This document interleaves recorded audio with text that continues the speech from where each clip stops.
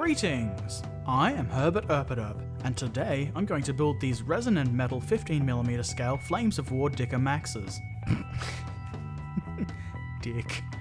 I'm an adult. The resin hull is pretty nicely detailed and well cast. The only issue I have is those weld marks on the side of the superstructure look a little bit too big. Not really a huge deal though. I quite like that the inside of the hull is fairly well detailed. The tracks are also pretty decent, though they will require a little bit of cleanup. They do have a reasonable level of detail. The gun will also need a little bit of cleanup, but it's pretty good. It even has a hole in the end of the muzzle brake, so no need for drilling that out. These guards for the rear of the tracks also needed significant cleanup. And finally, an entire crew is included because this is an open-topped vehicle. I will actually use these this time, though the crew figures aren't the best looking. They won't be the main focus, so they should be fine after some cleanup.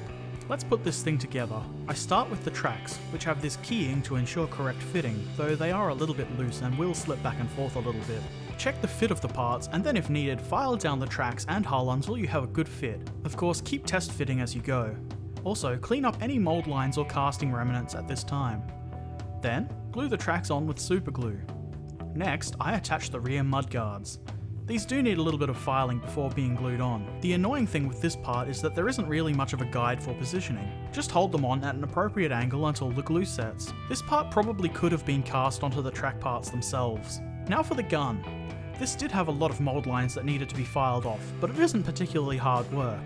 I try to roll the gun as I file to avoid filing flat spots onto the cylindrical shape of the barrel. Once I was happy with the gun, I glued it into place. I rotate the gun around inside its hole to spread the glue around, and then hold it in place long enough for the glue to set. And that's the tank completed, unless you want to add the crew. I've decided to add the crew, but I've neither cleaned them up nor glued them in yet. This is because it would be a huge pain in the dick. It would be a pain to do a good job painting the crew with them inside the vehicle, but I've placed them inside for demonstration purposes. This model is yet another addition to my Odd Tanks collection. I was actually inspired to buy this kit after purchasing the premium Dicker Max in World of Tanks. I bought it as a gift for me and my friends because of the name. Dicks. I made a video about that a few months ago. Link here. World of Tanks aside, I'm pretty happy with these models. It was a really simple kit to put together. There are no instructions available on flamesofwar.com, though you shouldn't really need them. There are barely any parts for this kit, and for anyone with even a remote interest in tanks, it should be fairly obvious where the parts go.